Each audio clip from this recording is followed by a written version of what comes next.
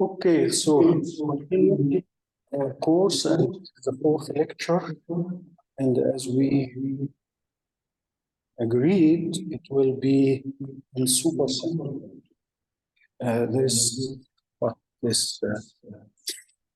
There is echo, so maybe it's open here. Okay. So Yeah, it's tomorrow I will finish with the extra dimensions. So this is too, I don't want to say advanced, but technical a little bit. So we try to be as simple as possible, give you the general idea. And those are research topics, essentially open questions still. So anyone who wanted to explore things and study these topics, we can do it together. So anyway, supercenter, as I told you, a lot of things need to be discussed, at least the definition of supercenter, what is supercenter, and also the motivation, why supercenter. We already mentioned in the last 3 lectures from time to time some motivations about problems SUSY can solve it. Then we started to construct supersymmetric Lagrangian in a very simple manner with Zumino Lagrangian, how we can start with some scalar field and to make it some to make it supersymmetric theory by including some fermionic degrees of freedom and prove that SUSY is exact in the Lagrangian. And then there is a terminology and some techniques is called superspace, and we promote fields to what's called the super fields, and this is much more elegant way to handle the supersymmetric theories and to write the Lagrangian, because in the reasoning, the simple methods I will consider as a first example is based on trial and error. And this is, of course, for simple case, maybe you can do it, but for general, like standard model Lagrangian, which is huge, it's difficult to build it in this way. You need really to consider the superspace and superfield and super fields to have supersymmetric Lagrangian. Then it's important to mention SUSY, very elegant symmetry, very interesting one. However, it cannot be exact.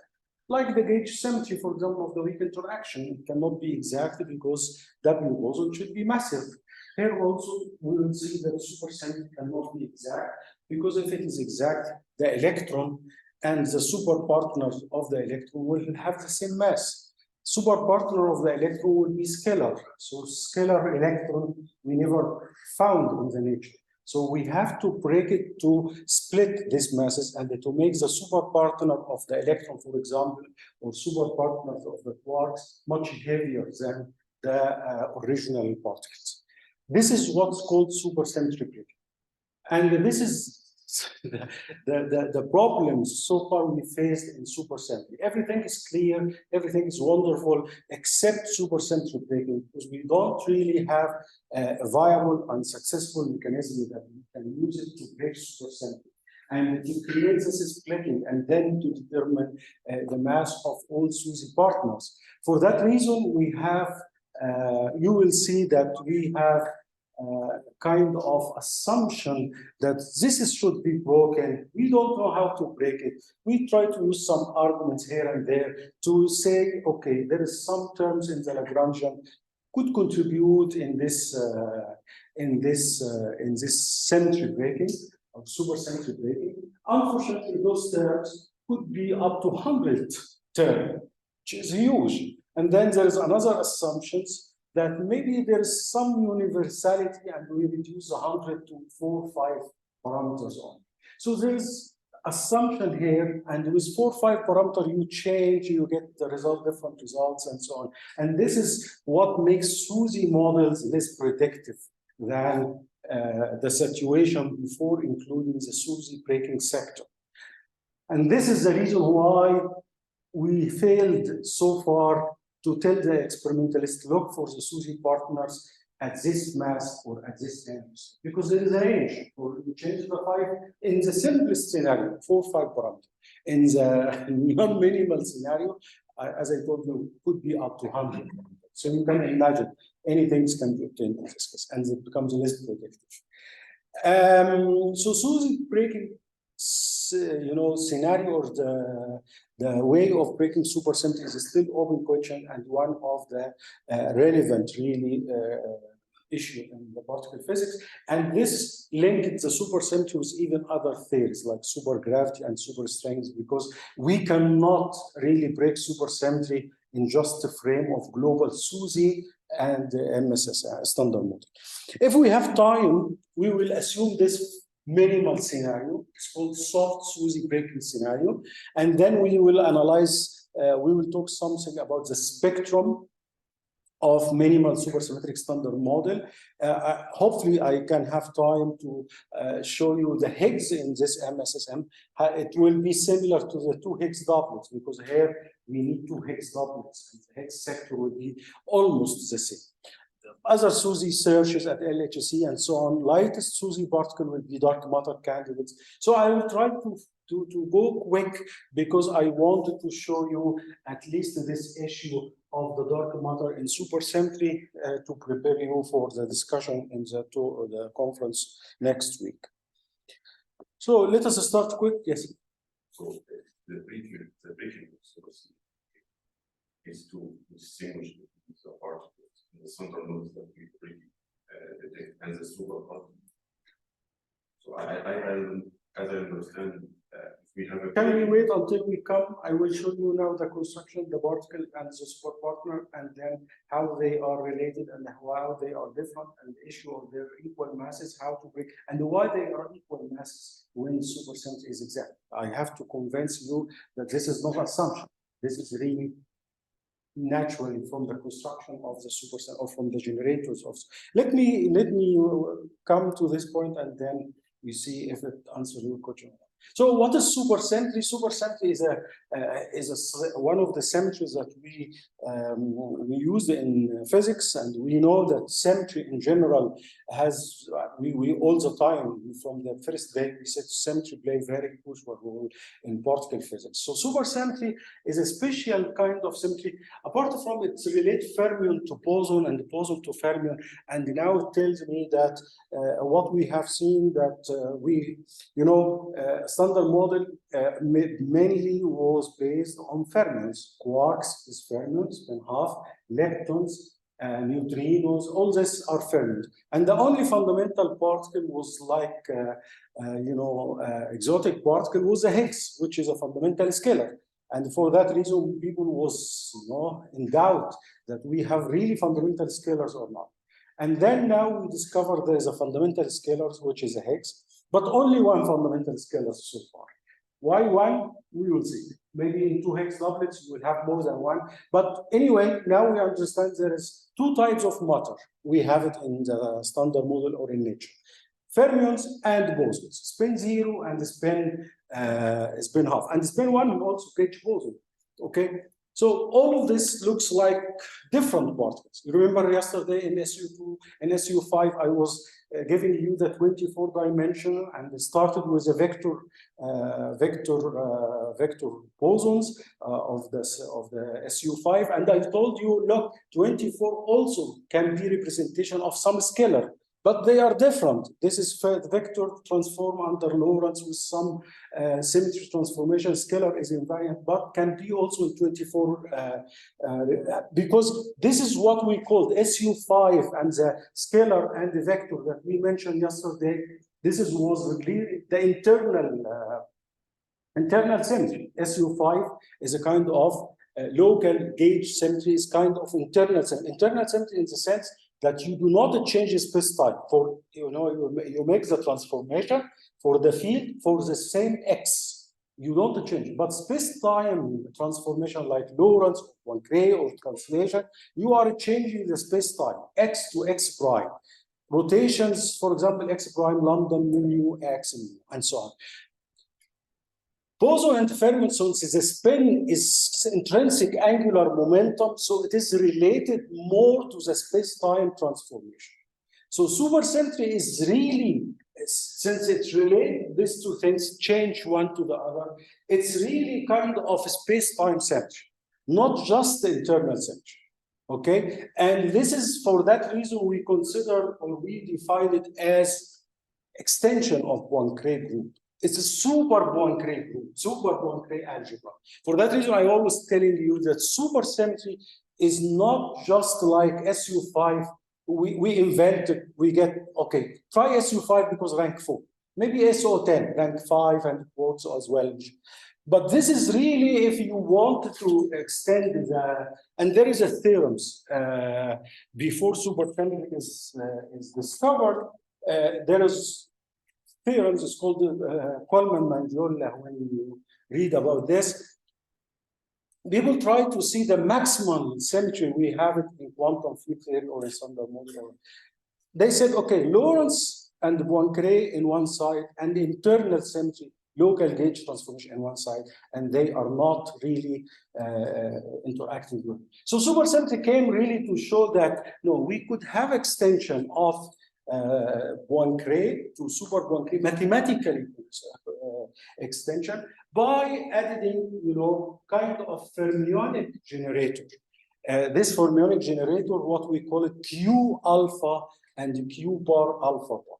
So the generator of Poincare is a usual Poincare is translation mu and rotation m mu nu. Now we will have Q alpha for SUSY transformation.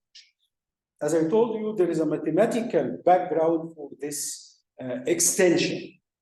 And once we did this, not once, after we did this and we learned how to construct things, we discovered that, of course, supersymmetry now by this definition and by this operator will relate fermion to boson, and then it started to be useful to solve the problem like hierarchy problem. So SUSY is known to be solution for the stability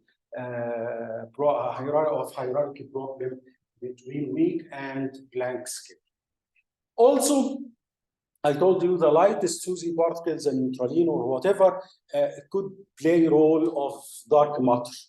Okay, so it is not invented for dark matter. It's people, the Russian groups who really extended mathematically. This was not aware about hierarchy or about dark matter, but this is the nice thing. So you construct theory, and then you find it's consistent mathematically and has some physics implication as well. Also, the problem of the minus m square or mu square in the standard model to make radiative symmetry breaking could be solved elegantly here. So this is kind of, you know, good points and motivation for supersymmetry. And as I told you, and I always will tell you that supersymmetry was perfectly fine and consistent, mathematically nice result, everything up to the level of SUSY breaking. Because we have a lack, we don't know how to break it, so we parameterize our ignorance by free parameters, and we lose the predictivity of the model. This is already I mentioned in some lectures about the hierarchy problem. I told you the Higgs has this kind of one loop diagrams, which really will create divergence, quadratic divergence, something of order m blank square if you take the normalization scale to Planck. And this is crazy large and makes the mass of the Higgs unstable. You cannot imagine that the one loop will give you m blank correction to 125 GeV at 3 level. So this is really, or you make the fine tuning like doublet, triplet splitting, like what we said yesterday. So you have to take the 3 level something to cancel m blank up to 100 GeV, and you said this is I solve it by fine tuning, but this is not solution. Now SUSY, when we have it in the game, you will have also correction, another correction to the Higgs loop, Higgs mass correction, this loop, and also another loop like this, and another loop with this is dotted. From where the dotted line, the scalar, you run in the loop, the solid line for the fermions, top quark or general quark model, general quarks in the standard model. Now you have the super partner. Each fermion, you have S fermion running in this loop.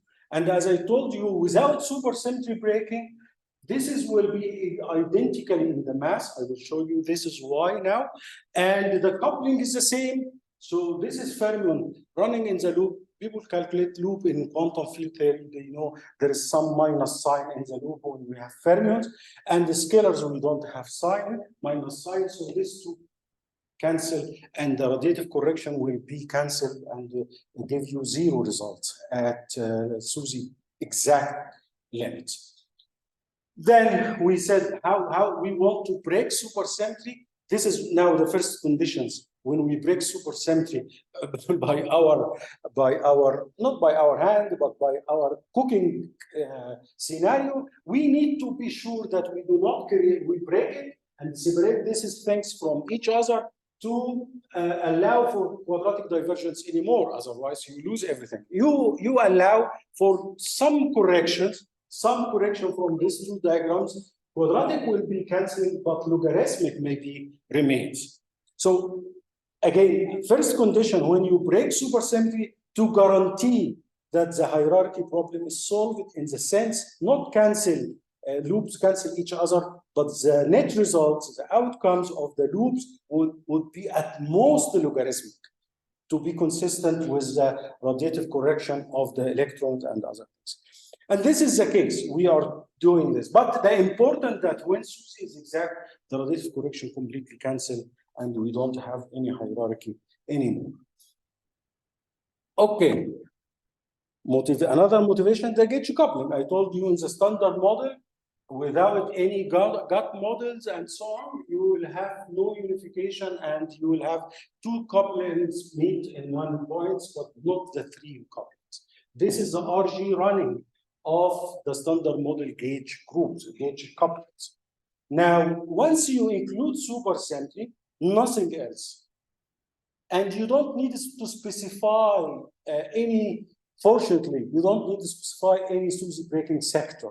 You need just to say, I have SUSY at TV scale. That's all. Because in the RG running, remember, the things play role in the RG is a fermion. So supersymmetry provide you with a lot of fermionic degrees of freedom, because all scalars you have it in the standard model will have some corresponding fermion. So the hex will have some hexeno, which is a fermionic partner. The gauge boson will have some gaugines. All these fermions will run in the loops like the other quark and leptons in the loop. And now the RG in the standard model will go from 100 GeV to 1 TeV. And then at this scale, you said, okay, but I have now new fermions from SUSY. At TV scale, they will change the running of the gauge coupling. And suddenly you find that the change done such that they meet at single point at 10 to 16 GeV, not 10 to 15 of the SU5, even better, because we were looking for much more than 10 to 15. And this was called, miracle, because nothing, you did nothing. You just said, I allow for SUSY fermions to be all of them, just TV, the order of magnitude. You don't really specify 5 times, blah, blah, because some people try to solve this problem by creating new physics and intermediate scales and try to change it in the same sense of this, but without assuming any specific model or something. There's some new physics at intermediate scale, but if you do this exercise, you will find that you really need to play a lot at which scale and which values and which number of particles and so on. Here, everything comes natural. You just assume SUSY, you just collect the new fermionic degrees of freedom, just assume they will show up at TV scale or more, and then it will work with you like this. So the people was very excited about the unification in supersymmetry. No gut model assumed so far. This is running of just SU5. If you assume gut model, it will work in the same way. Now, this is a motivation of supersymmetry, very quick motivation for supersymmetry. What is supersymmetry? I already mentioned. It is symmetry that transforms fermion to boson and boson to fermion. But this is words. By mathematics means we will have a kind of generator, as we say, operator, U alpha, act on bosonic fields or bosonic state, goes to fermionic state. and the other vice versa. Q alpha act on fermions, goes to. So this Q and the Q bar, the fermionic operator must carry spin half because they change the spin. 0 bosonic states goes to fermionic with a spin half, so the operator should be really carry spin half. And spin half means this really space-time symmetry, not just local or gauge symmetry. It is space-time symmetry. As I told you, the Russian groups in 1973 extended the Poincare group to include this, this symmetry, and they managed to give us this super Poincare and extended the algebra to graded algebra and so on.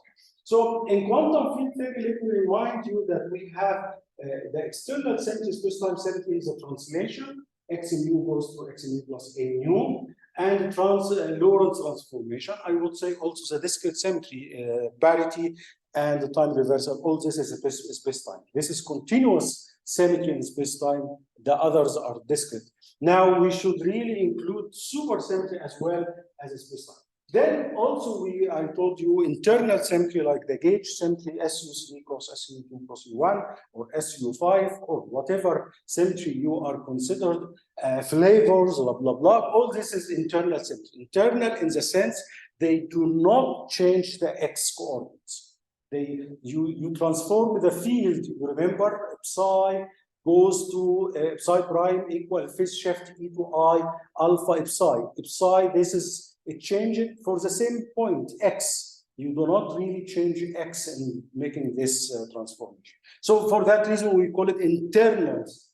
So the internal symmetry will be like this, phi A of X in general goes to like MAB phi B of X. Same X, not X and X prime, for example. So this is like U1 symmetry, like flavor symmetry, like SU3 symmetry. All those are internal symmetry. So if MA and B is independent of X and U, this is global. If MA and B, the phase comes a function of X, this is what we call local symmetry. Local or global, they are internal because it depends on the coordinate, but doesn't affect the coordinate, doesn't change the coordinate. It is affected by the coordinate, not, this is a local symmetry. The phase alpha of X, but alpha doesn't change X, but X will change alpha. So this is the definition of the internal symmetry. Of course, we have from this symmetry, very important, because we know the symmetry playing roles, as I said, that Nazar theorems, for example, showed that each continuous symmetry, internal or external, by the way, will have some conserved quantity, physical quantity, like the mass from the transformation of mass and energy from the translation invariance, spin angular momentum from the rotation, and then electric charge from the U1 global local internal symmetry, color, local SU3, and so on. So this is the importance of the symmetries. Symmetries tell us which quantities are observed, are conserved, and we can really make our life in particle physics something rigorous and simple. Then we extend this, as I told you, Sidney Coleman and Manjula showed that it is possible to have kind of extension to this internal plus external by supersymmetry, and SUSY is considered as one of the interesting examples of this. SUSY algebra is extension of the Poincare algebra. This is, you are familiar with Poincare algebra, where it is right. Poincare algebra is B mu equal 0, B mu and mu equal M mu, the only, and based on the commutation relation, because they are bosonic, they are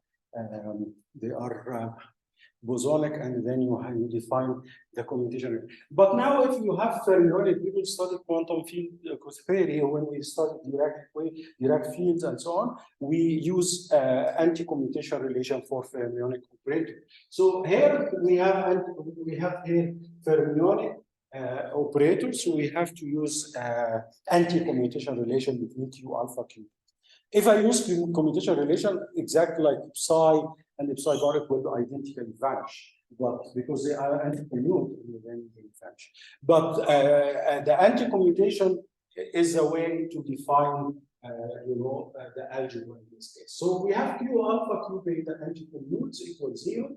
Anti-commute Q bar, again, Q and Q bar are independent. So we have alpha run from 1 to 2, Q bar alpha dot 1, like ZZ bar that we discussed yesterday, they are independent in principle. So this is really two different operators, and the commutation, anti-commutation between Q alpha, Q beta dot bar is giving you P mu. So it started to be linked with Poincare. And if this relations Q with Q bar gives something like Q again, then this will be decoupled, separate part of algebra, but they are linked by this relation, in fact. And also we will have Q alpha and mu is given by Q beta. So there is mix, they are mixed together with, so you cannot define SUSY algebra as a two set of commutation and anti-commutation, two set of algebras, one of Q's and one for P and U. No, they are connected. You should take all of them together. Like this one is Q bar is P mu, and then MQ is given Q, and this is the reason why, but P with Q equals 0. So you have to consider all of them together. And when, of course, you have B mu, which is what's called the bosonic operator, with Q, it will work with the commutators, and it gives you, and because you have an anti-commutator, anti-operator, fermionic operator, you get some fermionic operator in the right side, right hand side. So it is consistent. So this is the algebra, and how to derive it, how they construct it. This is something simple, but we need to spend some time in the mathematics of this algebra. Very important, okay. Very important result from the algebra. I don't know if you are familiar with what's called Casimir operator. The Casimir operator is define things which commute with the algebra, with the operators you have. So for example, in Lorentz and Poincare algebra, B mu is not commute with M mu because B mu comma M mu is not 0, something else. So this means any fields, any multiplet, any things transformed under Lorentz transformation, you cannot define as, you cannot identify with P mu because P mu is a chain. You need something else, to say this is the identity of this multiplet. So we discovered that P square, for example, and P mu, which give you the mass square or the energy in large. This is the invariant in Poincare. I'm talking about Poincare. So you can find that P square comma P mu 0, and the B square with M mu can also give 0. So you said, okay, any super multiplet under Lorentz transformation, blah, blah, blah, should have one energy. So the energy will be, for example, the charge. You can then say this multiplet has energy equal and charge equal.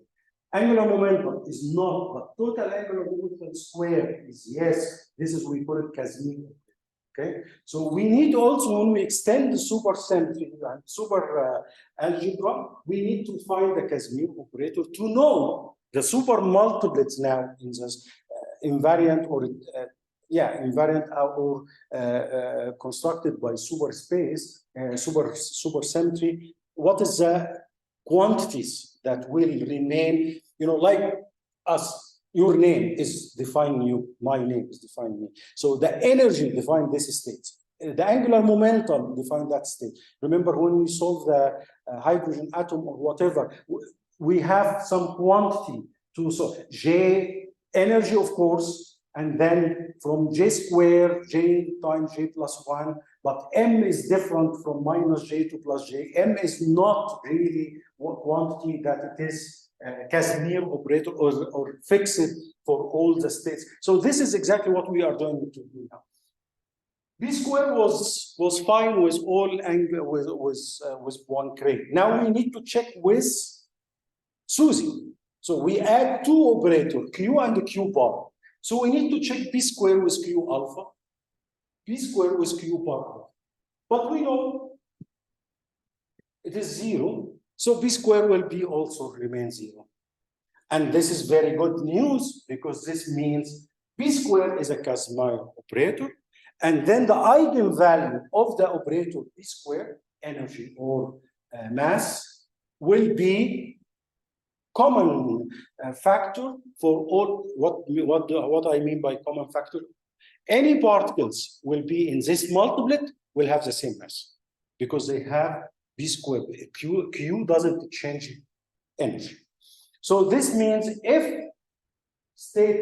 fermionic states with mass MF obtained from bosonic state B by changing D to F via Q alpha, like this Q alpha act of F or Q alpha act on B is giving you F state. If you act now with B square, you will find that the mass of the state F is coming from B square act on F. So it gives you the mass from this side. Okay, but now B square is commute with Q alpha, but before I change F to Q alpha B from the definition. Okay, again, because it is written in this state, I have state F. Act with B square, give me M times F. Okay, and then I am replacing the state F with its definition, Q alpha B. Then it becomes B square Q alpha B. But because B square and Q alpha are commute from this, I can swap them. I get Q alpha, B square act on B. But then B square act on B, it gives me a mass of the boson, which is MB. What remains? The Q alpha will act on the B state, which give me again F state. So I started from MF times F, I got MB times F. This means the mass of the fermion equal to the mass of the boson. What is B and F? The transformation from B to F via SUSY, and from F to B by SUSY, right? So this is what we call F states, and B states will be one SUSY multiplets because they are like the U and D when the SU2 change them, okay? This is look like F and B, they are changed by the Q alpha operator. So I did the exercise to convince you that the mass of the multiplet will be the same. And this is very important. This is the issue why we need to break supersymmetry, because it is exact symmetry will have all the multiplets. Mass of the fermion in this multiplet will equal to the mass of the bosonic in this multiplet, and we have only one mass to the one multiplet. Okay? But here's the mass of the fermion equal mass of X super quantum. Sorry? Here, in this equation, means the mass of the fermion given fermion equal the mass of its superparticle. Yes, it's superparticle. So it's superparticle means that they relate to each other by Q alpha, by the SUSY transformation. And I will collect any two related states, fermionic and bosonic, in one super multiplet.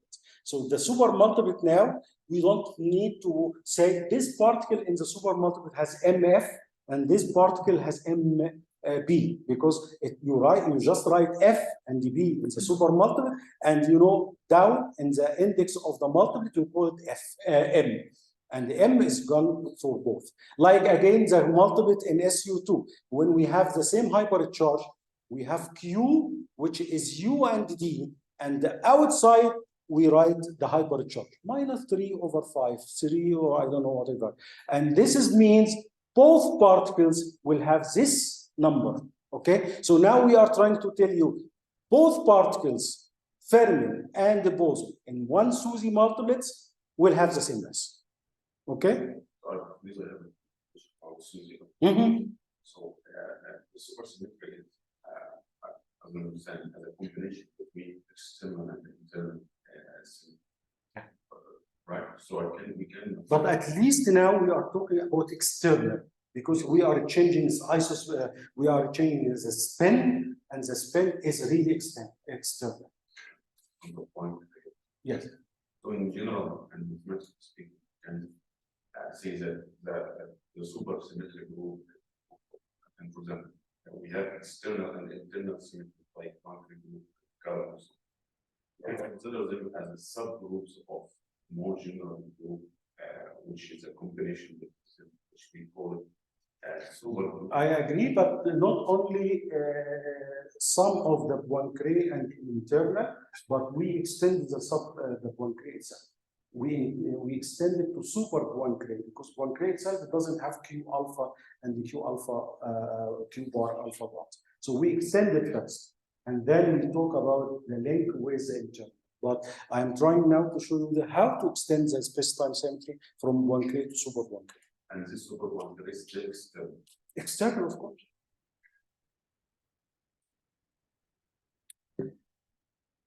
To show you the external and the internal issues, let me remind you that any space-time field phi, forget about theta and theta bar, any space-time phi of x. So you remember that the generator is P mu for the translation, and if you act with e to I P mu x mu, P mu y mu on phi of x, this is in 4-dimensional space, you get what we call phi of x plus y. You agree? Because phi of x plus y, you can imagine that you expand it around the x, and the first term will be y, partial by partial, which is P mu, and so on. So the operator acts in this way. Usually we do this. Now, we invented what we call it superspace, and in superspace we have x, but we need to have fermionic degrees of freedom. You know, we extend not only Poincare now, we are extending our space-time. But extending our space-time different from the extension we will discuss tomorrow, about from 4 to 5 to 6, whatever. No, this is 4 because the space-time, the coordinate x and mu are bosonic. Okay. Now we need some coordinate to represent the q and the q bar. The x and mu, the bosonic degrees of freedom, is connected, is related with the bosonic operator, P mu and M mu. Now we have fermionic operator, Q and Q bar.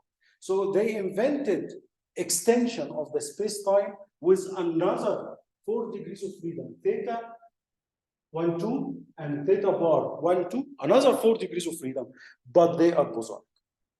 What is the bosonic degrees of freedom of space-time? Yes. That's good that you know Grassmann variables. What is this type of fermionic? Fermionic, by definition, when you study this kind of x mu, bosonic x mu, x square, you know all the relations of the bosonic variables that we are familiar with. But the bosonic fermionic variables act theta and theta bar, as I told you, theta 1, theta 2, and when you do the algebra or the exercise of analyzing the feature of this, you will find that theta 1 squared will be 0 because the anti-commute, so theta 1 squared equal minus theta 1 squared, it will vanish immediately. Theta 1, theta 2, theta 1 times theta 2, this is the most that you can get. But theta 1 square is 0, theta 1 cube is 0, theta 2 0 square is 0, theta 2 cube is 0, and so on, higher order 0. So this is kind of fermionic variables that we call it Grassmann. Grassmann variable is algebra, is known from long time ago. People in algebra, people in pure math, they invent some mathematics was based on just assumptions and becomes there until you need them in some physical process, and then you call them like Einstein did with the tensor and everything. So here they realized that we could extend our space-time with fermionic variables called Grassmann variable, theta and theta bar, and those will be perfect coordinates for the operators, because we should make a difference between coordinates, x mu, and the operator related to the translation and transformation of this coordinate, which is b mu and w mu. Now we need coordinates to represent the operators, the fermionic. And of course, fermionic operator will require fermionic coordinates. And this is the reason why they extend the field phi from phi of x to phi of x theta and theta pi. And this is what they call it superfield. Okay, so the superfield is a kind of field that we usually use, but now function of x, theta, and theta pi. Okay, so similar to the x was obtained x plus y, the translation done by the operator e to I b mu y mu. Now for changing theta and the theta bar to something related to theta plus eta, theta bar plus eta bar, or you get from 0, 0, 0, x theta theta bar. Imagine you start from origin and you want it, instead of moving from x to y, from 0 to x. Okay, the same things, multiply with e to I mu.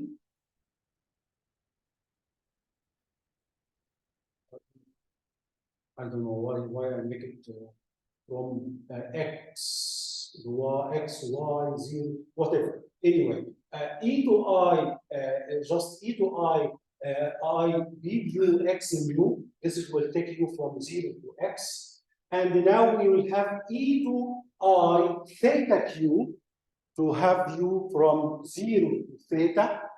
And now you have also e to I theta bar q bar to move from 0 to theta bar. Forget about this part because transforming you from y to x or whatever. I just want one translation. Okay, so imagine that I'm translating the field from 0, 0, 0 to x theta theta bar. So I need to multiply with this.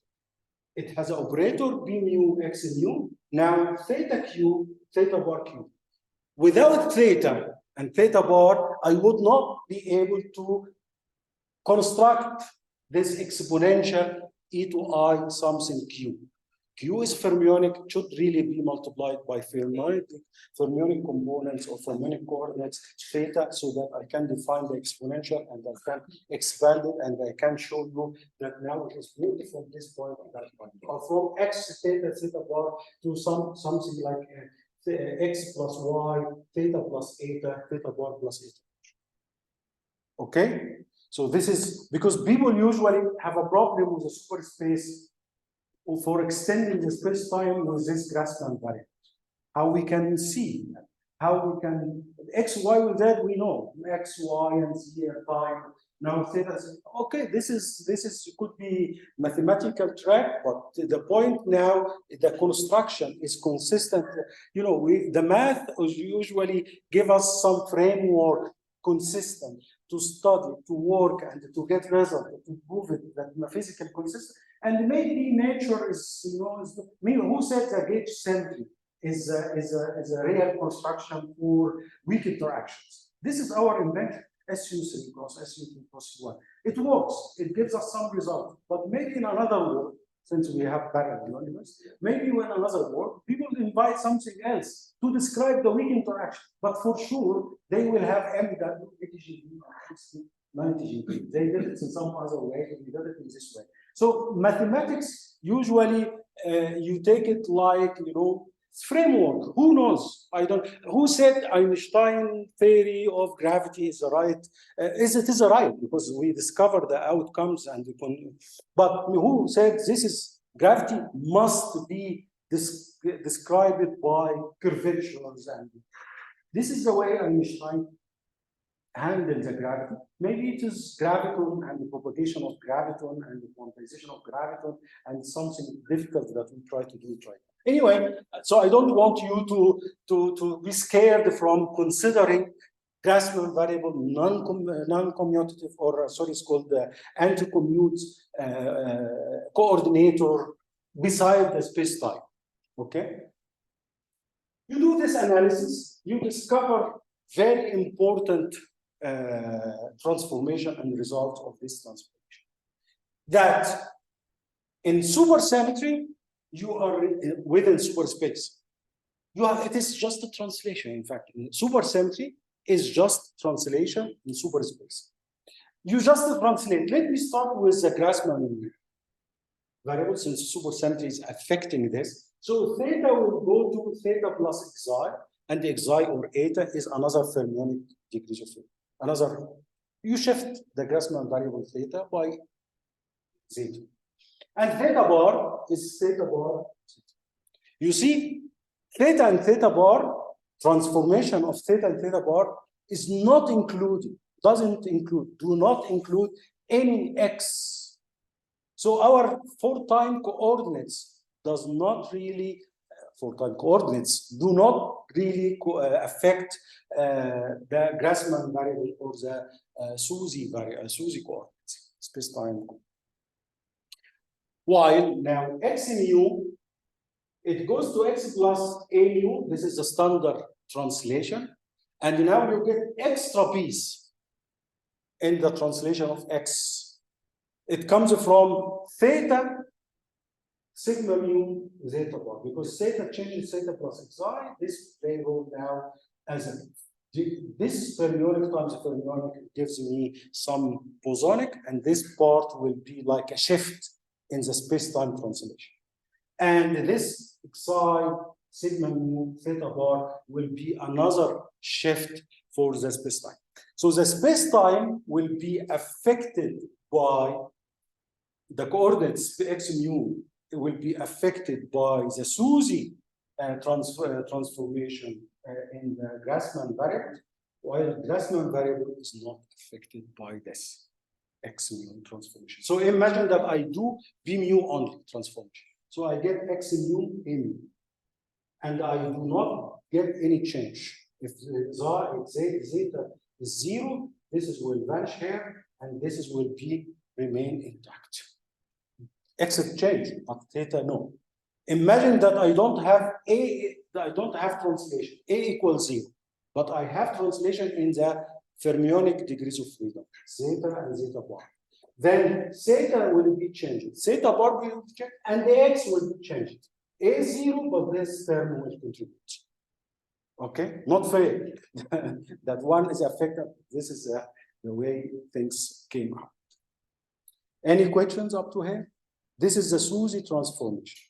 Okay, so the SUSY transformation, x mu goes to x mu plus the a mu, the translation as usual, plus this part from the fermionic coordinates, and the fermionic coordinate change as usual translation, simple translation. Using this now, they started to construct, you know, what's called, they also write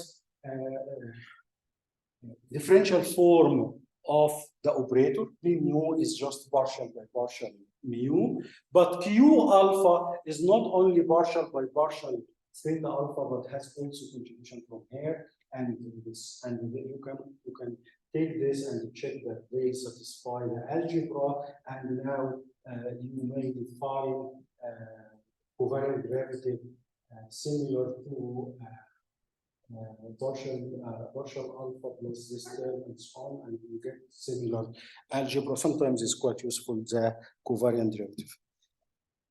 The field, the super field phi of x theta and theta bar is really having many components. Imagine I asked you to expand it around all this x and theta and phi. So you said, okay, the first term, you take theta and theta bar small, and you try to expand it and something like that. You will find a lot of terms. Phi of x, as I told you, theta, some term variation, partial alpha by partial theta alpha times some fermion, because it has a fermions and bosons. So phi of x will be containing a lot of components, not only phi and psi, but all terms.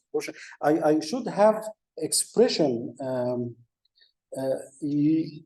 something similar to this one, but not exactly. some function without any theta dependence, phi of x, and then theta dependence function of x, derivative, no, not this one, but 2 theta, 4 theta, all these terms.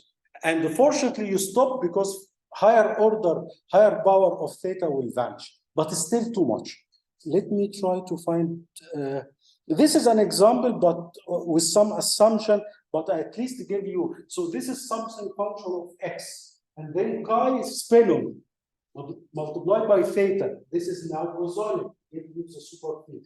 Theta bar was chi bar, theta sigma mu, theta bar, v mu, and so on. You make all possible expansions. So it's too much, contains a scalar, Fermi, anti-Fermi, vector, and. So too much, okay? About the theta, this term will vanish. Which one? Theta. No, theta vanish as a theta 1 squared, theta 2 squared, but theta 1, 2 will not vanish. Yes. No, this is without indices, but if you but they are different. otherwise they will vanish. But my point now, this is conditions reduced a little bit. But if you take general superfield, you make a lot of expansion, you will get, as you can see, 3 lines to set all the components. And all these components are not independent. So we usually do, we said it's really what's called, so it is it has a lot of independent components. So we need to really make some restrictions to kill as much as possible of this repeated components or related ones. So they came with 2 conditions. One is called the chiral superfield. It has a conditions so that we kill most of the components, and we keep only few components which allow for chiral. Remember, chiral means like psi left, psi right, and so on. This is what we need to use it in our standard model. So I need the chiral fields to be clearly exist in some superfield.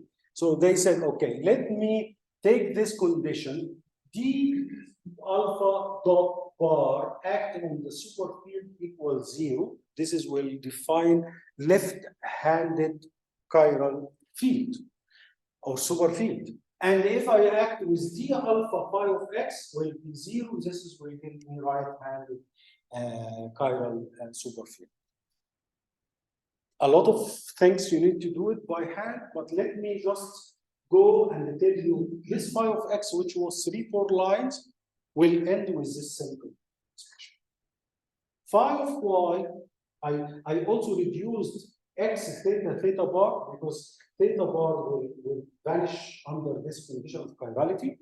If I act with d alpha dot bar, theta alpha get 0, and therefore d bar alpha phi will be 0. So this is will be this condition. So I end with phi of x and theta only. So you simplify it instead of x theta bar.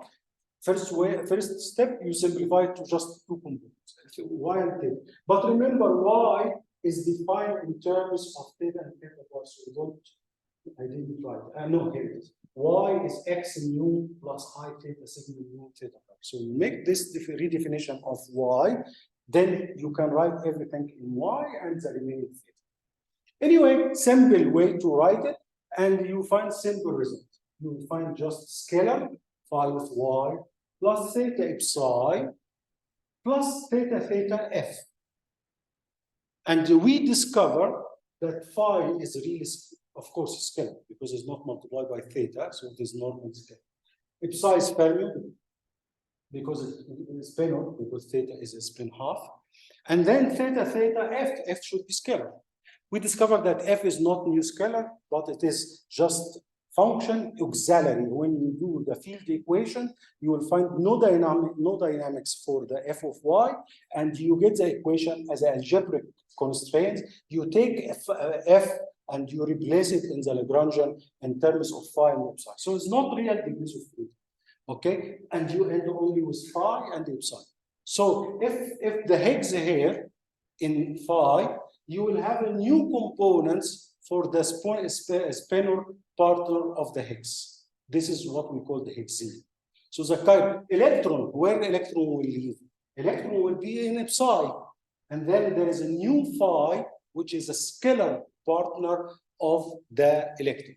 So this is a chiral superfield. Wonderful constraint to kill all irrelevant components and to keep, and you can see the fields that relevant to us, the matter field, the chiral field, where it leads, okay?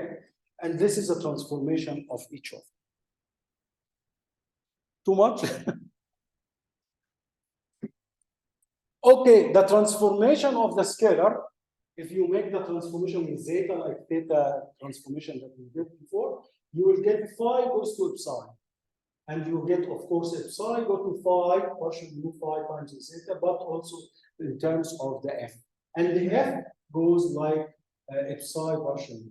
So this is closed algebra, closed transformation. Without f, you cannot, because phi go to psi and psi go to not only phi, but there's something missing and missing. So f is necessary. We call it auxiliary field to play the role of closing the transformation and also to make the theory invalid. It is total derivative, so it's not physical and it can be removed from the Lagrangian, but it is important to keep it in the beginning. Here we say, if you take chiral superfield phi1, chiral means the constraint d bar alpha dot act alpha phi1 equals 0, and the phi2 is a chiral, the multiplication will be chiral. So the multiplication will give you some scalar phi1, phi2, spinor linear combinations of psi1, phi2, phi1, psi. This is spinor again, spinor times scalar spinor, and then the f term will be combination. However, if you multiply anti-chiral times chiral, you lose everything and you get general superfield. Is not chiral. Chiral times chiral is chiral, anti-chiral times anti-chiral is anti-chiral, but chiral times anti-chiral is not. This is important when you construct the Lagrange. Another way, because also we have a gauge field.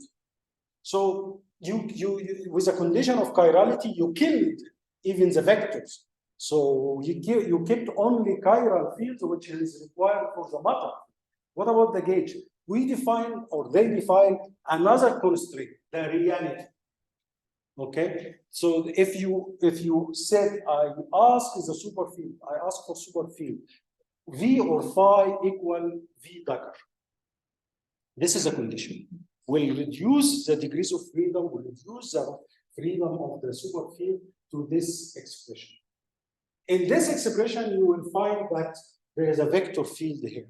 Theta, sigma, theta bar, V. Okay, of course, there is a chi and the chi bar fermionic, which is gaugino, if you have a gauge boson. You have still C, some scalar. You have a scalar M and N, whatever. This is a scalar because 2 theta scalar, and the F term and so on. This is still not really enough, reduced enough. It still has a lot of constraint freedoms. And then we started to use what's called the gauge transformation, but super field gauge, super gauge. So we transform V to V plus I some lambda super field, and to cancel M, N, C, and you get very simple vector field.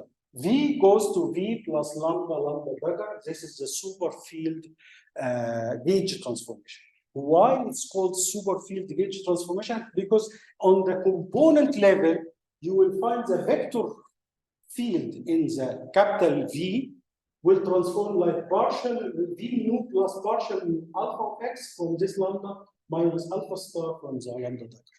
This is our gauge transformation, abelian, right? So this is really helps us to choose alpha and lambda, lambda dagger in a way to cancel all the redundant degrees of freedom. You see the final result for the vector field. Just the vector H field that we are looking for comes like V mu times, of course, theta sigma r, and some genus fermion degrees of freedom, because any super multiplet has to have equal number, by the way. I have some slide to show you the number degrees of freedom of boson and the fermion should be identically equal. So, for example, this vector field is two components, then this is span of two components. And the extra, like F term auxiliary field, another auxiliary field, D of X. This is called the auxiliary field of the vector field. But you see all this complicated scenario of super field and super space, blah, blah, blah, and with very simple chiral super field and the vector super field. And this is the two type of super field we needed to construct our things.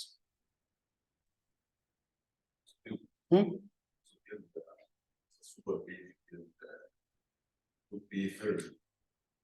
Why Fermi? This super field, you cannot say a super field fermion or boson. Super field contain both. So this is super field by definition. And then you open, you find the scalar and fermion. But super field is a super field. So lambda is a super field, lambda dagger super field. When I open and I look to V mu, I found this one. When I look to inside lambda, I will see the transformation corresponding to lambda and so on.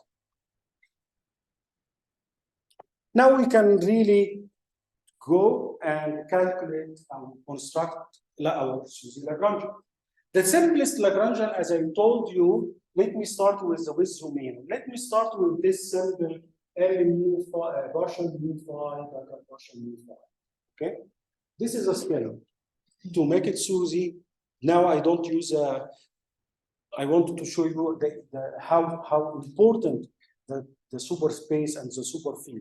How it was difficult when they started. We start with mean did this. So they add some fermionic degrees of freedom pi data sigma partial. This is Klein-Jordan equation. This is Klein-Jordan Lagrangian. This is direct Lagrangian. Okay, let us sum together, and then we should have in principle supersymmetric Lagrangian. Number degrees of freedom is the same number. If you make the transformation, phi goes to psi, psi goes to phi, we need the f. Okay, doesn't matter, put the f.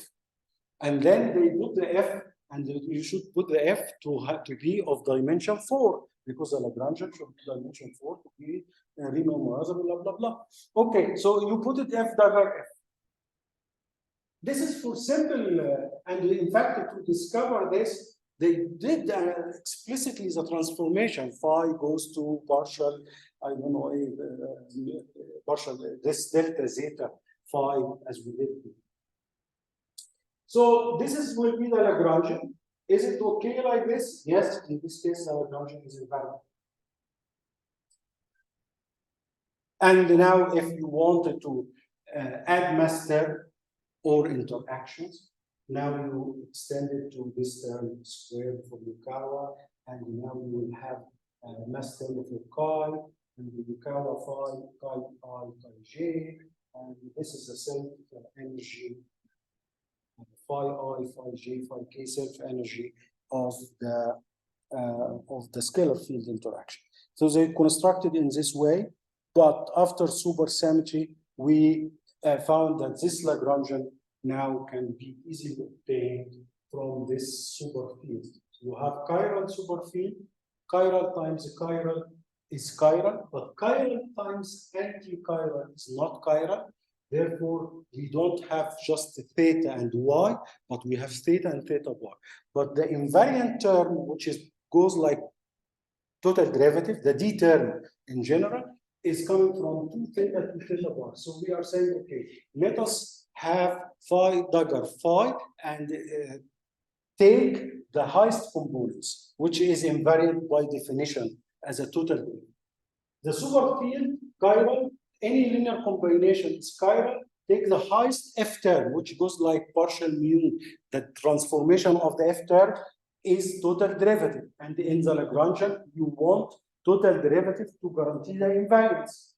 Okay, invariance under loads. And this is well taking by theta theta. If it is anti-chiral, take theta theta.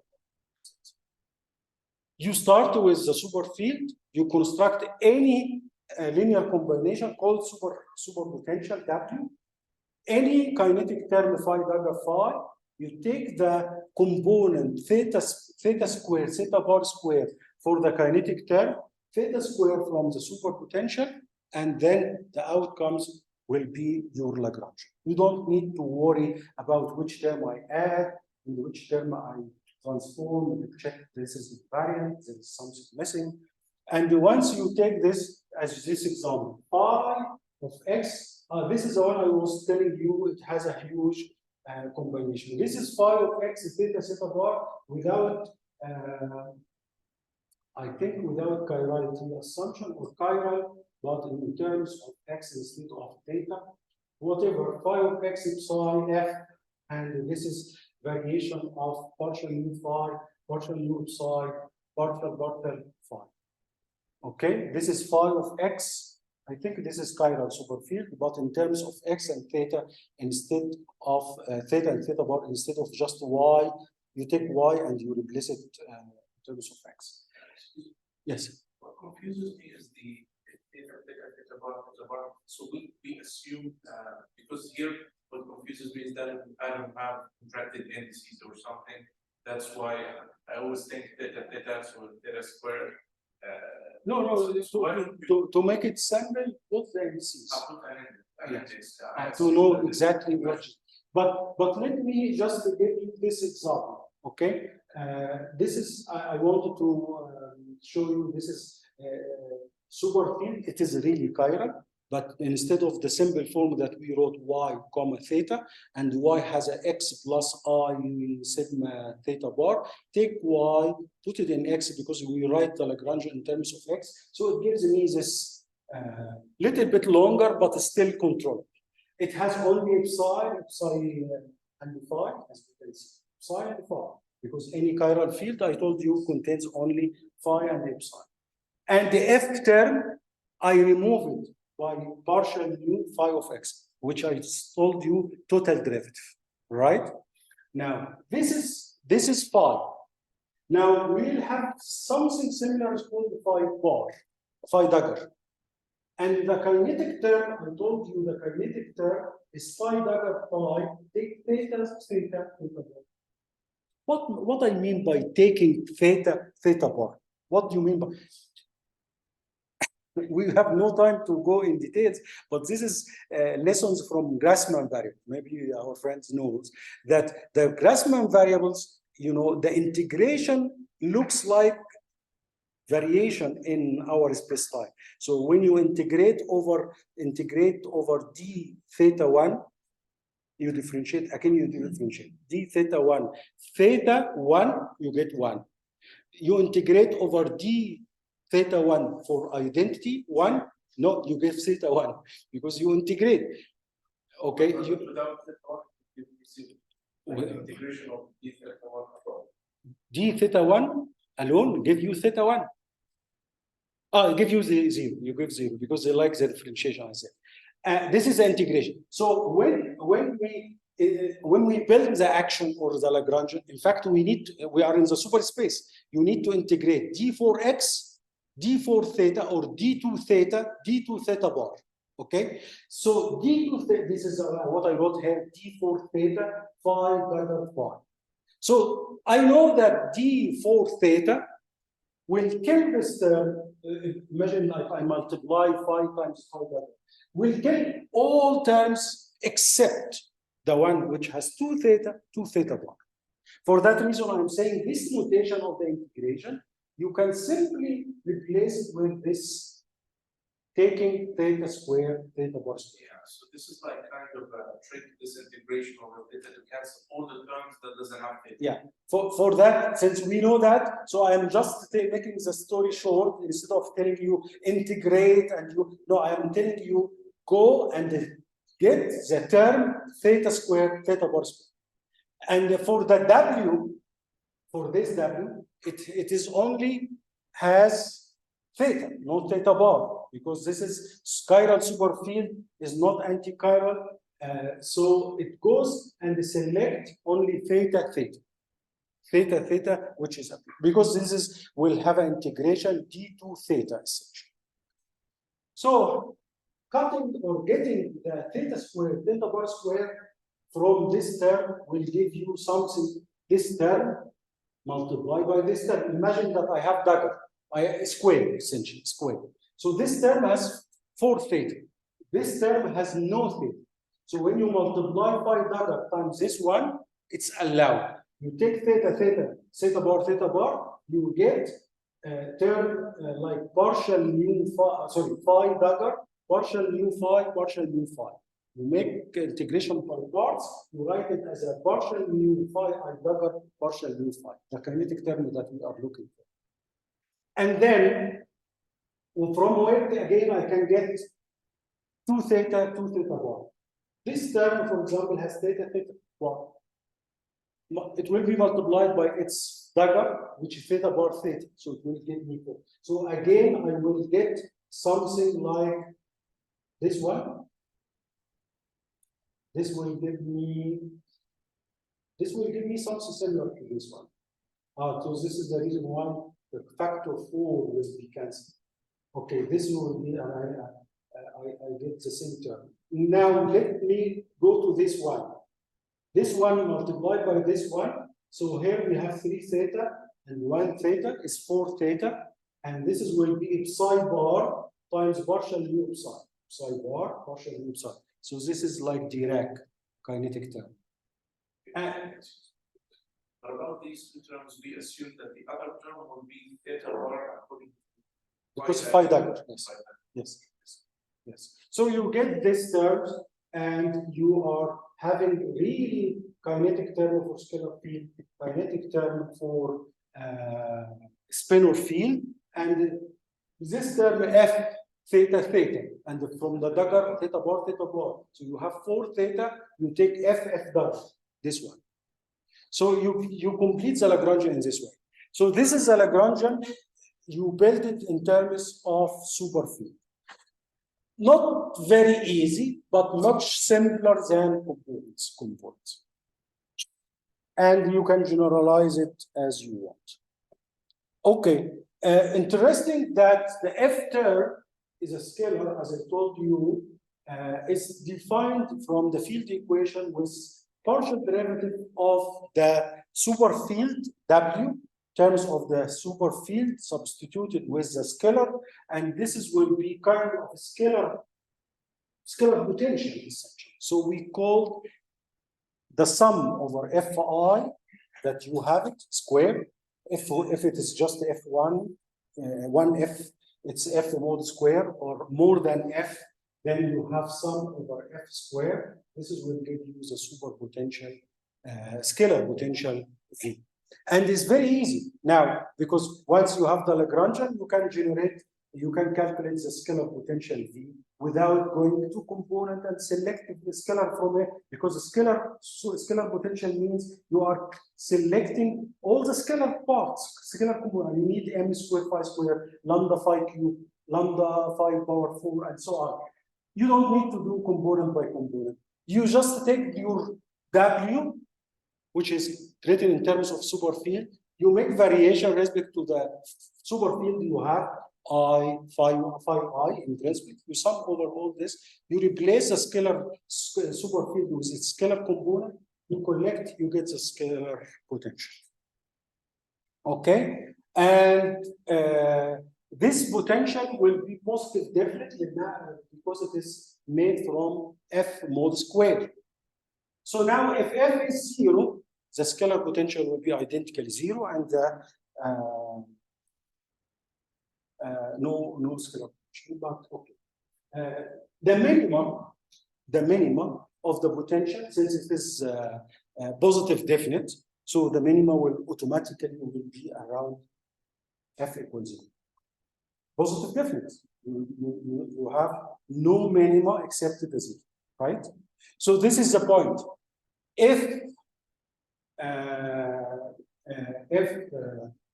the potential has a 0 minimum, then Suzy is exact.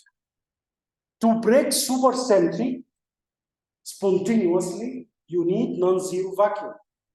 This means you need non-zero F term. Okay? And this is the first lesson we learned. To break supersymmetry, you need some non-zero F term. Okay, if you go to the gauge field F and V, the real field, and you define similar to field stress tensor, because we have vector, you define this W as a field stress tensor, and the F squared, blah, blah, blah, and you construct again, this is the simple vector field with Zumino gauge, as we said, and this is becomes in this form. V square will be in this form. You can simply write the Lagrangian also for vector field. And here is W alpha. The W was a field stress tensor. You get again lambda bar. This is a kinetic term for the genus, and you get half F mu or V mu for the vector field.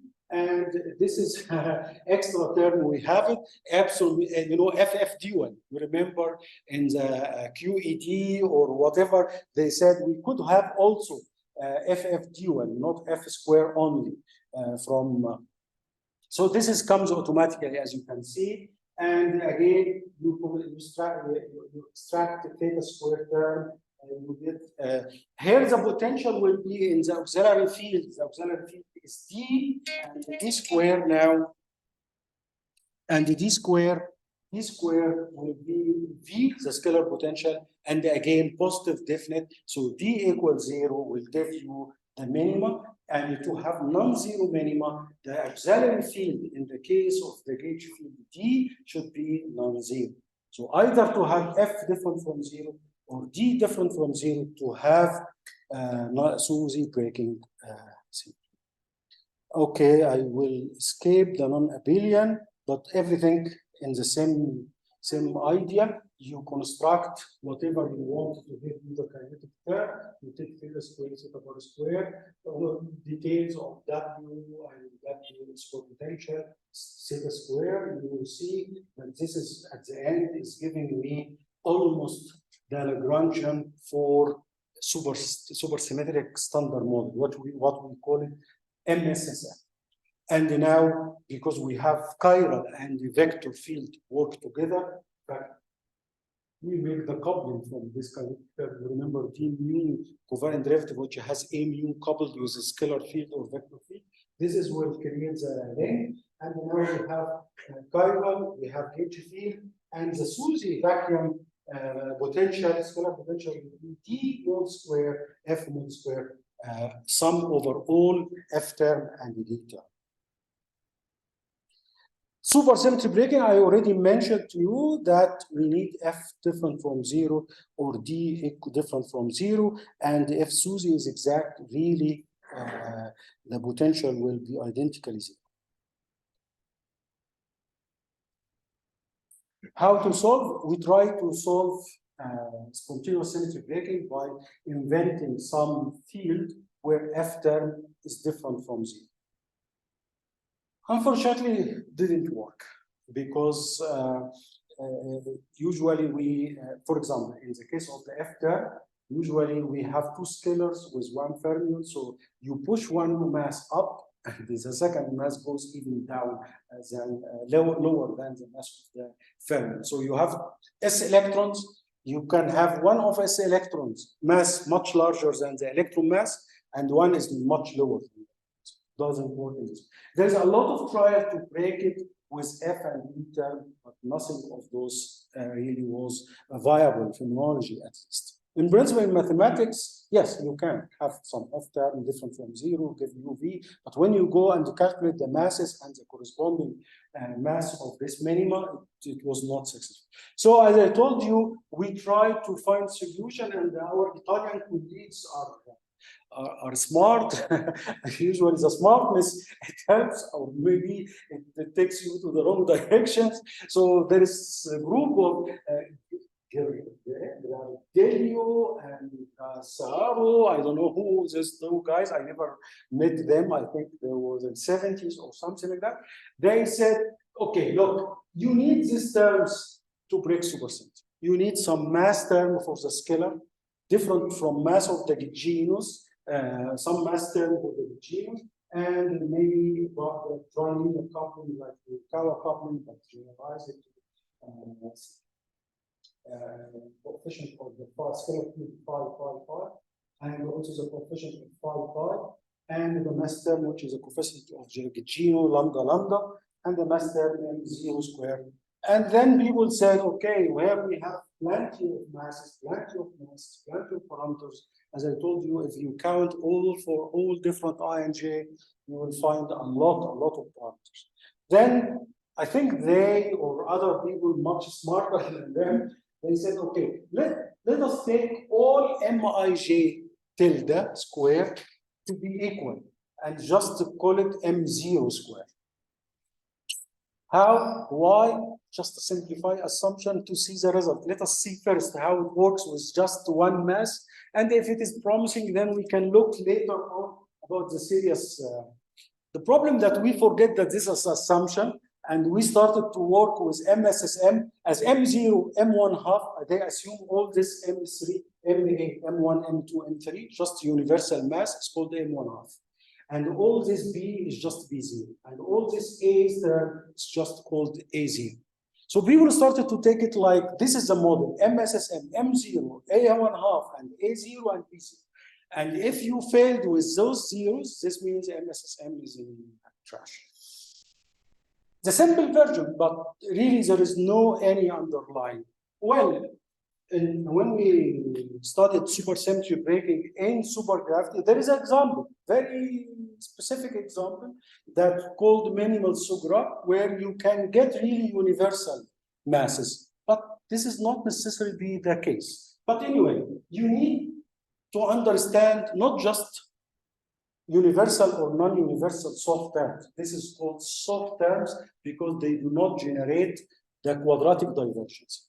The word soft here means they are not breaking supersymmetry in a hard way that they generate again quadratic divergence and they lose the hierarchy problem solution. Soft means they are just giving supersymmetry breaking to generate logarithmic divergence on. And soft terms, universal or non-universal, not the issue. The issue is really to understand the fundamental concept and mechanism of SUSY breaking. And this becomes really an issue. People maybe even give up and said, okay, let us try, we have machine learning, we have computational tools, let us run over all the parameters and find some solutions. And if there is no solution, then why we should bother ourselves? But you are really making the life of the search, people do the searching life, terrible life, because how they can catch the correct model from 100 models essentially. So this is the situation so far, and in fact, all SUSY search was based on this, either universal, or maybe we relax M1 half because only they are 3, so maybe we take it non-universal M1 half. M1, M2, M3 are different, and you scan over this 3 parameters, M0 and A0. Now we are, instead of 3, 4 parameters, we become 7. So more chances to avoid constraints and to predict. But I think apart from the search and the difficulties to judge if SUSY exists or not at low energy. SUSY exists as a mathematically consistent theory, but maybe it's not physical theory at low energy. But to test this, we need to provide them with specific scenarios, specific models that can be tested. But with these 3 parameters, and try to change all time the parameters. And when people kill most of the parameter space for universal soft terms, we started to relax non-universality of one parameter. This will not really help. Theoretically, people tried, but again, we found that, okay, we cannot do it spontaneously. how we can do it. They started to talk about dark sector and the visible sector. And in the dark sector, supersymmetry is broken and then transmitted to the visible sector and started to have scenarios. Maybe it's motivated by gravity, supergravity, and the sector which is dark, they call it dark, is communicated with our sector with gravity mediation or something like that. Interesting, but so far we didn't really gain much. And the remain supersymmetry breaking issue as a very, very difficult, challenging issue. Okay, I don't know if we have enough time. Yes, still we have half an hour without breaking. So here is just quick mention about how to construct the supersymmetric supersymmetric standard model. So you take standard model, standard model fields, and you promote it to super fields. That's it. So you have quark, you promote it to super quark super field, and then you will have S quark with you. And this is quark and S quark will live together in chiral superfield. Okay, and in the same way of multiplets and blah blah blah. Before supersymmetry is broken, there is no distinguish between quark and S quark. Both are component of superfield. We know only superfield. We started to know quarks and anti-quark after supersymmetry is broken. Okay? You have the up sector, down sector. Supersymmetry doesn't change anything. You take the quark, you put it in the superfield. Left-handed, left-handed. Doublet remains doublet in SU2. Triplet in SU3, triplet in SU3. What you do here, you do it also for this. So we have triplet S quark, you have doublet under SU2 S quark, and you have a charge with similar charge, because nothing will change except the spin from quark spin half to S quark spin 0. And then you go for up, U right, D right, lepton, and so on. A standard model has no neutrino. Okay, MSSM, the sample supersymmetric extension, will have no right-handed neutrino because it takes just the list of particles and put it in list of. Now, what about the hex? It will be also in the hex C, with the partners, super partner, as I told you, will be fermionic partner. But we discovered that one hex is not possible. I will tell you immediately now why. And you construct the MSSM, minimal supersymmetric standard model, with 2 hex doublets, not just one. And then we have 2 hex doublets with 8 components that we were discussing, and the 5 degrees will remain physical. Now there's also corresponding fermions here. Okay, fermion for the 8 components. Okay, nothing is eaten, but we will come to it. And that's all. So you construct the spectrum in this way. I need just to tell you that why we have 2 hex doublets. For 2 reasons. One reason I mentioned last time, because in standard model we are using H star. And I told you superpotential is only 5. It's chiral superfield. H star means you have anti-chiral superfield. Superpotential cannot be either W phi or W bar phi dagger. You cannot have phi and phi dagger because this will give you something like theta bar, which is kinetic term, not really. This is one reason. So you cannot use one field because you cannot construct the Yukawa interactions in superfield terminology, which is part of the W in one superfield. You need 2 because you need another hypercharge given to the second field. Another thing about this diagram, you remember the anomaly cancellation? Anomaly cancellation was fine in the standard model. Okay, why now it is not fine in MSSM? Because anomaly cancellation was in the standard model is insensitive to the hex. Because I told you only fermions running in the loop.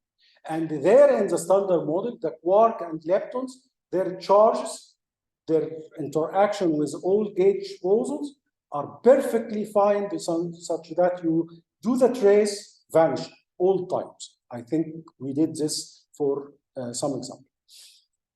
But now, since you have hex and the corresponding fermion part of hexeno. So the hexeno will be running here. Okay, hexeno will be in the loop. Can you prevent the hexeno is a fermion and coupled to the gauge boson? Then it runs in the loop and violate or spoil your anomaly. Why you spoil anomaly? Because the quark and leptons of the standard model by themselves was fine, was giving the trace equal 0. Now you add something, you need to give counter term to cancel it.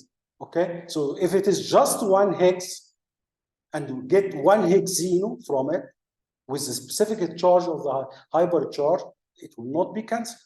So, okay, let us have another hex H.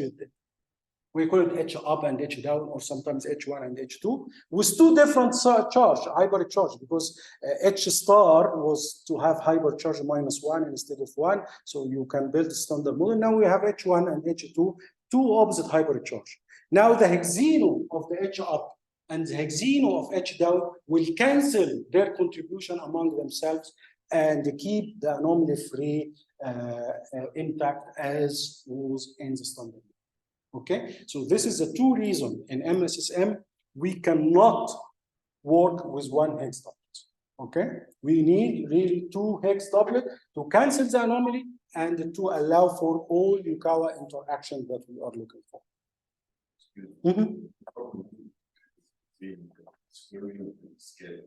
No, hex is a scalar. Hexeno is a fermion. Partner. No. Chiral. Remember, we have all this is the matter field, which lives in chiral superfield. Vector is a gauge boson, right? So in chiral superfield, we have fermion and ring with this multiplet scalar. Okay, scalar means spin 0, correspond to the fermion which has a spin. Now hex is a spin 0. So the addition from SUSY will be spin half, right? So the hex multiplet, hex chiral multiplet has phi, which is hex, and psi, which is hex. If the standard model is a loop, only fermion is found. Only fermion, only hex. Yeah, and in the standard model. No, the standard model hex is not running in the loop. Yes, but the zero is fermion. So what's the problem to run? No, I said it should run in the loop. It should run in the loop. And therefore, if it is just one hexeno, it spoils the anomaly. And you need another hexeno to cancel it with different charge to cancel their contribution. To keep the anomaly. Yeah, they need to meet at the vertex under like a fermion anti-fermion. This is why fermion is included in the triangle diagrams and not scalar. And this is we discussed it there when we mentioned for first time. We said only fermion here because fermion has vertex, one gauge boson, two fermions. But scalars, you don't have one gauge boson, two scalars. Either two scalar, one fermion, one gauge boson, two gauge boson, one scalar, or two scalars, two gauge boson. Okay? Again, one gauge boson, one gauge boson, this forces you to have two fermions. Two gauge bosons, two fermions to not two scalars. But if you wanted to allow scalars, then you have either one scalar and the two gauge boson, or 2 plus 2. Okay? And this is from Feynman diagrams. If the talk about Yes. that is what we talking about mass will be different. But not if they are partner. Yes. But I don't know, you were out when I said when we try what's called spontaneous symmetry breaking, spontaneous in the sense that the vacuum will be non-zero by giving D or F non-zero value, try to get some field which give F term non-zero and then break. However, it happened that some SUSY particles will be much higher than the particles, but unfortunately we get another SUSY particle much less than the mass, so it becomes even worse. So we give up this spontaneous symmetry breaking and try to break it with another hidden mechanism or dynamical symmetry breaking or whatever. And then we give up and make the parameterization of SUSY breaking terms. And this is what we was telling you, soft SUSY breaking term. Parameters, just free parameters and the story of the free parameters. Now, two heads and all chiral and all vector field V, as we did real field to include the gauge field, impose a gauge, super gauge transformation to minimize and use expressions, very simple expression, and you construct really LMS. Will be L gauge plus L motor, super potential, and soft term. Soft term is essential to allow different masses.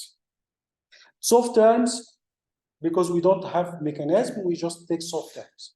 And soft terms will be, as I told you in MSSM, at least some scenario will be the 4 parameters.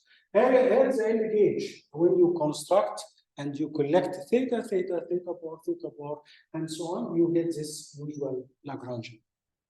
1/4 FMU, and this is the kinetic term of the Dirac Lagrangian of the genus, because the spinor field corresponding to the vector.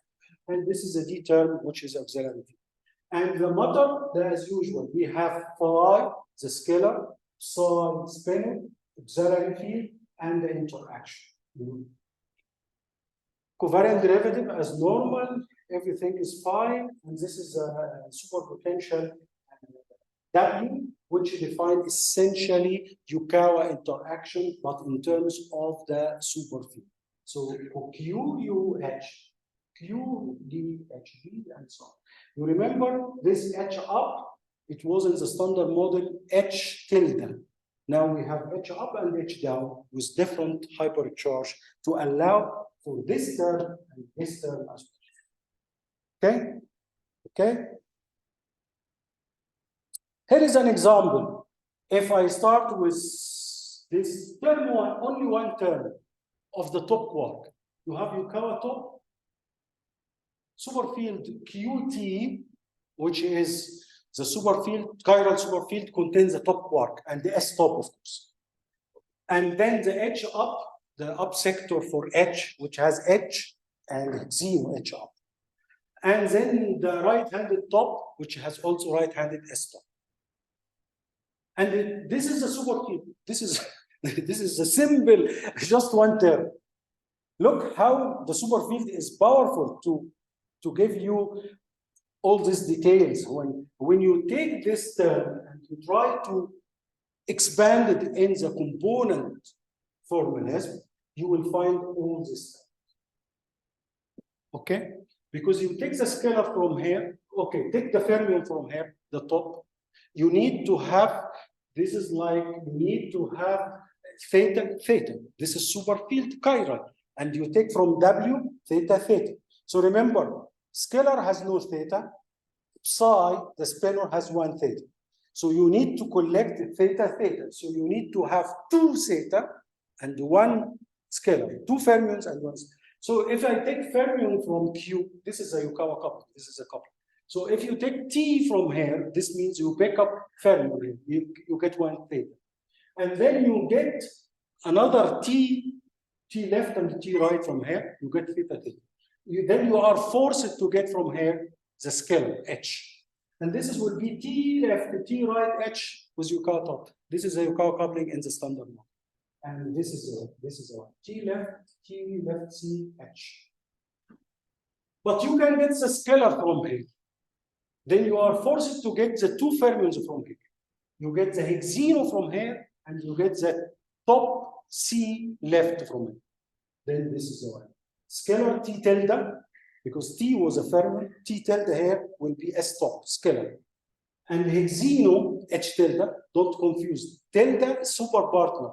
Could be tilde means fermion here, or tilde for the top is a scalar, because it depends on the original particle. It was a fermion or a scalar. And then TC. So this is new interaction. You have S top with hexeno with a top. And you do like this all times here, you get this, that, you get this.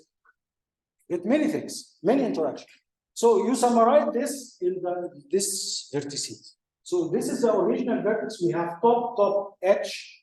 Now we gain top, S top, hexene. You get 4 scalars. You get scalar H, scalar S top, H. You get all 4 in this. Now 4 vertices, 4 interacting vertices instead of just 1 from this symmetry. So this is how supersymmetry and how superfield and how superpotential works.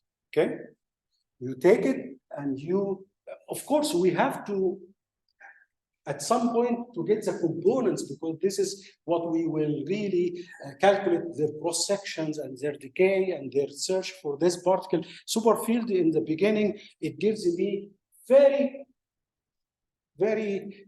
simple and concise term for that all interaction. And then when you need to go inside this interaction, then you start to expand it and you write it in component and you get all this. Clear how you get the interactions from this? So the particle indicates super By? For example, the T and T. T and T, and yes. Yes, a particle is yes. Yes, yes. This is the vertex here. S top and S top and hexene. Originally it was top, S top, hex. So you take this top to be hexene or to be S top, and you take H to be hexene, and then you have another vertex, and so on. You change all the time. And this is the new interactions added yeah, exactly. In standard model, no, the standard model we have only the first one. All these 3 are new. And all these 3 new interactions have some kind of super partners, either S top or S hexene or whatever. S hexene or hexene. I don't know, they use S for chiral fields or for the matter, I don't know. Okay, forget about this now. Yeah, this is the soft term I told you about it. Forget it now. This is with universal assumption. And let me tell you that the gluon, for example, will have a gluine. Okay, and in fact, the gluine will have one of the mass term, because the original mass of the gluon, because how the mass of the superfield will have one mass before supersymmetry is broken. You remember MF equal MB, one mass. So the mass in SUSY limit, SUSY is exact, of the gluon and the gluine in one multiplet should be 0, because gluon has no mass. And then when we break supersymmetry, the gluino will get a mass from the soft terms. The soft term of the gluino, the geno mass is MA, as I told you, it's M3 for the gluino. For that reason, we have here M3. This is free parameter. This is a gluino mass from the soft terms. Well, we started and we tried to search for gluino. It's now the constraint is very heavy.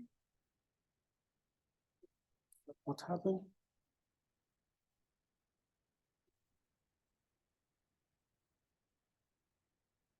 Okay, it's very heavy. We also have mass for superpartners of the W plus W minus, and the hex we have a charged hex, and there is a charged hexene. However, they are not in mass eigenstates because the matrix you find mixed. So we diagonalize it, and then W tilde and the H tilde, they mix together, and those, because they are coming from the charged gauge, becomes a charged gauge, and then they invent chargino as a simple word for this type of example. But chargino is linear combination of charged superpartner of gauge and charged, not only gauge W and also charged hex. So it is a superpartner of charged particle, superpartner of charged. This is a chargino. And in this case, we have W and H, and we have two charginos, chi1 and chi2. The neutral partners, we have W3, remember, in the SU2, and we have B for U1 hypercharge, but also we have hexeno H down tilde and H up tilde, right? So how many neutral components we have? We have 4, and we have super partners 4. Again, they are mixed in this complicated matrix, and we call them neutraline. So you diagonalize, and you get final eigenstates, and this is called the neutraline. Since the neutralino is neutral, and fermions, and has some mass, and usually it is the lightest supersymmetric particles. If it is lightest supersymmetric particles, it would be stable, because we assume some kind of discrete symmetry called R parity makes the lightest supersymmetric particle stable, because in this assumption, you should have each vertex is like the vertices we saw, always have two partners, two SUSY particles, either T tilde with H tilde, or you don't have one tilde, 2 tilde at least. This is due to the asymmetry that we assume. So if we have lightest SUSY particle, this is the lightest. It cannot decay, because of the decay should goes to another SUSY particle to allow vertex with 2. But there is no other particle lighter than this lightest supersymmetric particle, so it will remain stable. And the lightest supersymmetric particle is the lightest neutraline, usually. So the lightest neutraline, which has this linear combination from analyzing this matrix, could be stable enough, not stable enough, stable.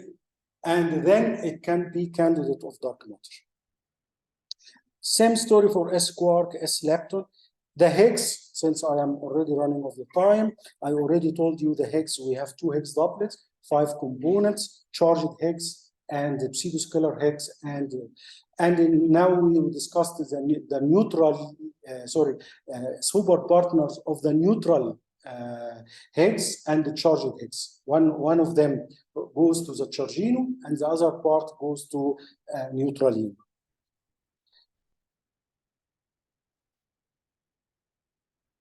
This is the way how to construct, how to search for SUSY particles at LHC. So you have a collision proton-proton, you produce most probably, because it's QCD interaction is the dominant, you maybe produce gluino, and then gluino goes to S quark and the quark, and then you have a cascades until you end with the lightest particles, which is stable, escapes the detector, and maybe you have some leptons or some jets, or so you can see it is cascades, several steps, is not so easy. But they are trying to search for these signatures where we have number of leptons and missing energy, and maybe quark anti-quark, you know, is not free particles. You cannot. It's create jets. We call it jets, which make QQ bar states and create as jets. So either leptons or jets with missing energy. This is like the signature for searching for SUSY.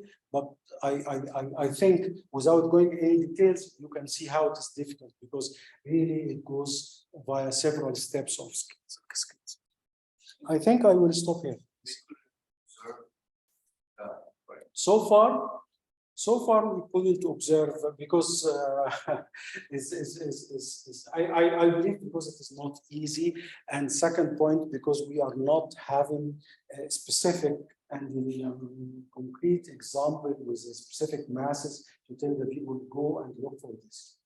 Okay, but you know, even Higgs, I told you the Higgs was in standard model was given some perturbative limits up to 700, but there's a lot of arguments telling the Higgs should be less than 200 GeV, and he was trying to find in that range of mass. And also the couplings was really rather low, because it's mass of the fermion vacuum.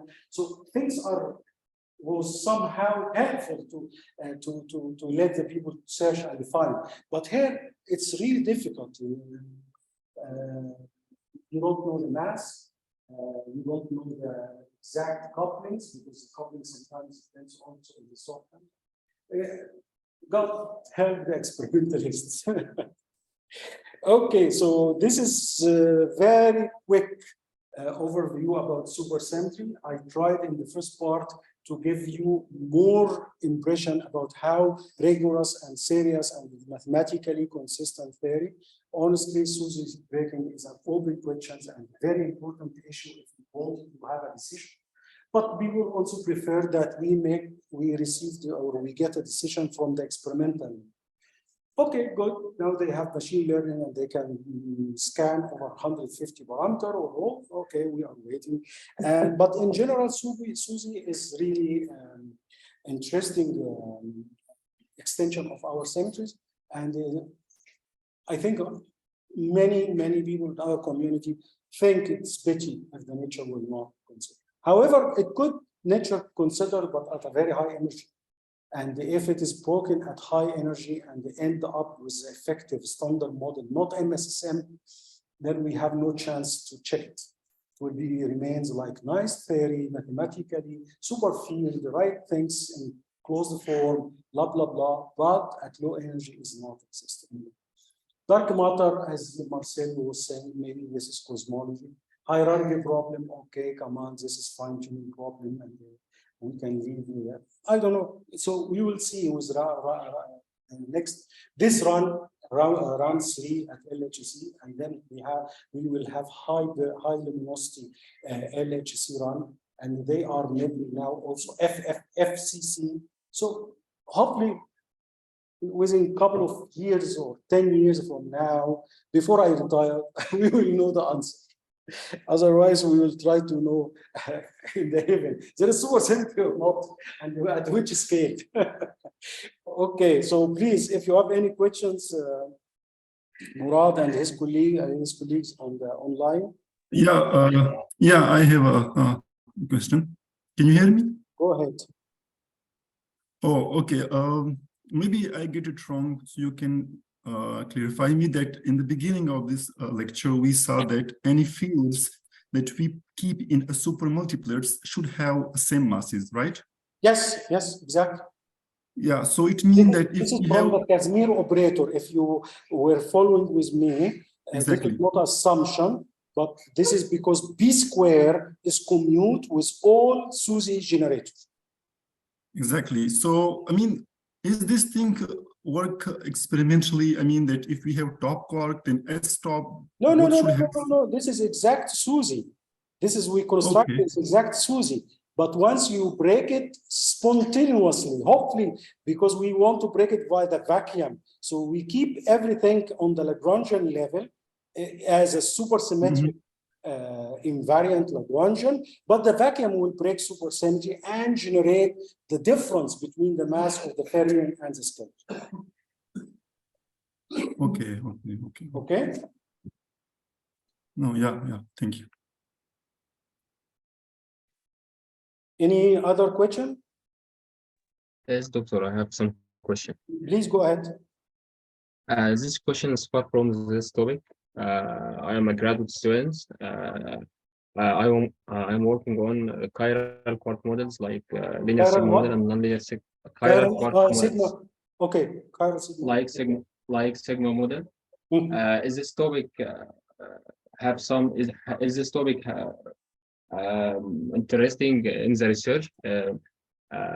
I mean, if this topic has impact. By this topic, you mean chiral Lagrangian quark models or chiral quark models? Chiral quark model. Yes. I'm sure there is interest and motivation. Otherwise, your supervisor would not propose it. I'm not working in this area, but I'm sure there is plenty of questions, open questions there as well. Otherwise, why he's giving you this subject? I'm sure. I just wonder if this topic is new or it's no, old. Chiral models or chiral quark model is not new, but is not out of date as well. It's still, it's QCD, you know, this takes us to the issue of the QCD that we try to avoid talking about it. Just we added to the standard model with electroweak. Electroweak is studied more, but the QCD, you know, it's non-perturbative at low energy. It's perturbative only at high energy. And because we use QCD as SU3 with the perturbations and everything is fine in QCD at high scale, at high energy. High energy means order 100 GeV, electroweak scale, and so on. But at lower scale, at proton mass or 1 GeV or so, this becomes non-perturbative. And the QCD is not because there is a hadrons now, there is hadronization and the hadrons and mesons, and you need another. But look, we are like what I said about supersymmetry. We parameterize our ignorance by few parameters. Here we have a problem with non-perturbative. In any theory, if it is non-perturbative, we don't have enough mathematics to let us work non-perturbative regime. So people started to think about models for handling quarks, proton, neutrons, meson, hadrons with chiral Lagrangian or other scenarios. However, as I said, this is usually useful because it teaches us how the QCD, how strong interaction work at this scale. Hopefully, we can really link it with a QCD at high scale, and we can find a complete description for all of this. I'm not working in this area, but I'm sure that there is a lot of interest still there. Yes, yes. Thank you. Thank you. Any other? Yes, please.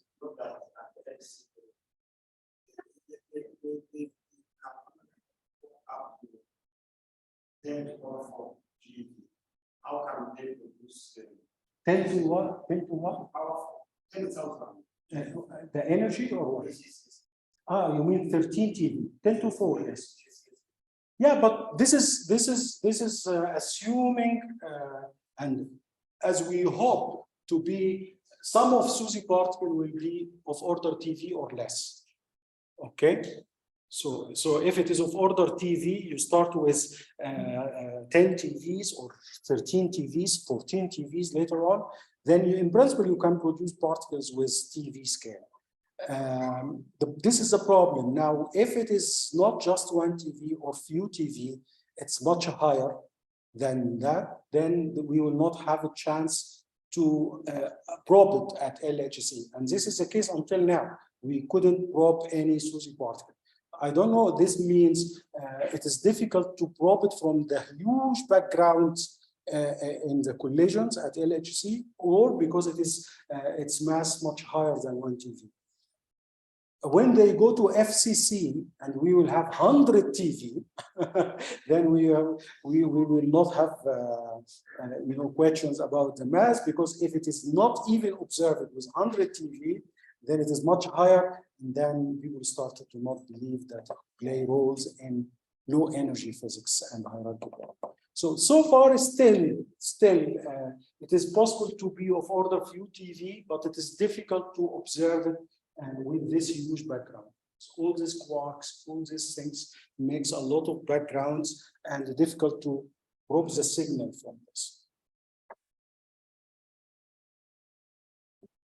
Okay, if there is no questions here or from the people online, we can stop here and see you tomorrow in different topics and last lecture with X dimension. Okay, bye-bye. I stop. Now I wanted to see.